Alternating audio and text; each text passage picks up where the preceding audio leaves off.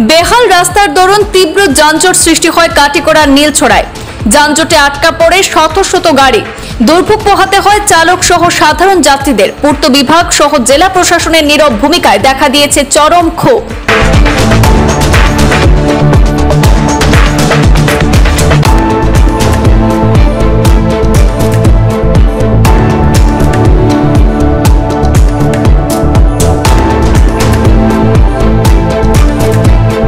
কাছাড় জেলার কাটিগড়া বিধানসভা কেন্দ্রের নীলছড়ায় রাস্তার অবস্থা অত্যন্ত বেহাল।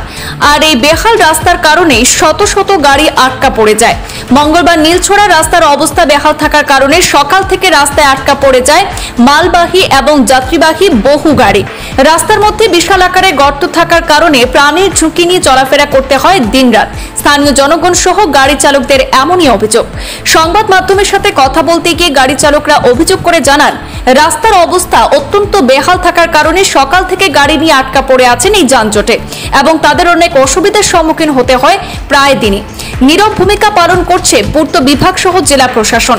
সংবাদ মাধ্যমের মধ্য দিয়ে গাড়ি চালকরা সরকারের কাছে অতি সত্বর এই রাস্তাটি সংস্কার করে দেওয়ার দাবি রাখেন।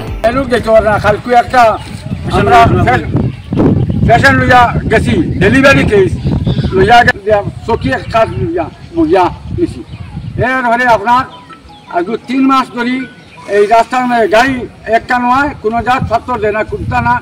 মেইন রোড থাকিয়া মেইন রোড থেকে কুদিয়া কুন্নার একটু আনে ফেলায়।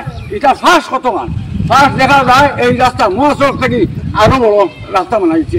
ওভাবে কুদিয়ে হবাই কুদিয়ে এই খেল দেখতে লয় না এই রাস্তাটা। কোন জায়গা এইটা? নীলছড়া মডেল কলেজ।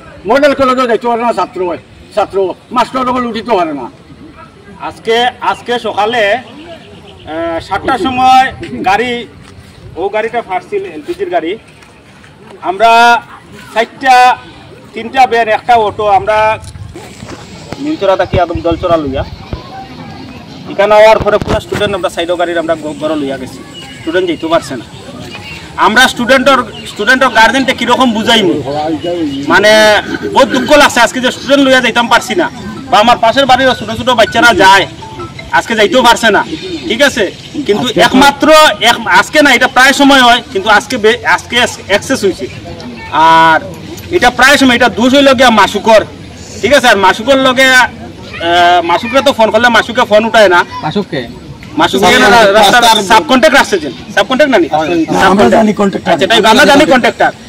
আজকে সকাল 7টা থেকে তারে ফোন উঠায়, হে কয় হসপিটাল হতা। কিন্তু আমি যখন খালাইন যাই, আমার ও গাড়ির এসকেলানাত গেছি আমি, আমার ড্রাইভারটা আমার ফাটাইছি। যাওয়ার পরে দেখছি বড়বাজার ব্রিজের সামনে দোকানের সামনে হে নাসিরের দোকানের সামনে হে বুয়া। ফোন করার পরে আমরা বরখলার সাব ইন্সপেক্টর ম্যাডাম আইসুন, ম্যাডামেরও ফোন রিসিভ করছে না। ঠিক আছে, আর তার জন্য সুপারভাইজার রাখছে অমিয় সরকার নাম, অমিয় সরকার। এত আর সুরুবুরু মাতে, ফোনে মাতে, ওটা মাতে, আর আমরা ফাত্তা দেয় না। এখন যখন আমরা পুরা ওয়াল পাবলিক ড্রাইভার লইয়া আমরা এখানে সব গরম হয়েছি, ওয়ার পরে মাসুকে ফোন ওঠে। আমি নিজে মাসুকে ফোন করছি, ওয়েটিং পাইছি। হওয়ার পরে আমি 10 বার কল করছি, উঠাইছি না। এরপরে যাই হোক এডিসিএ মনে হয় ফোন করছেন, এডিসির কাছে ম্যাডামে করছেন, এডিসিএ ফোন করছেন, এডিসির ফোন পাইয়া হে আইছে। আইয়া তো হে কয় অমিয় সরকার বলে ইঞ্জিনিয়ার, কিন্তু অমিয় সরকার তো ইঞ্জিনিয়ার করিয়া তো আমরা মনে হয় তুমি জানো নি অমিয় সরকার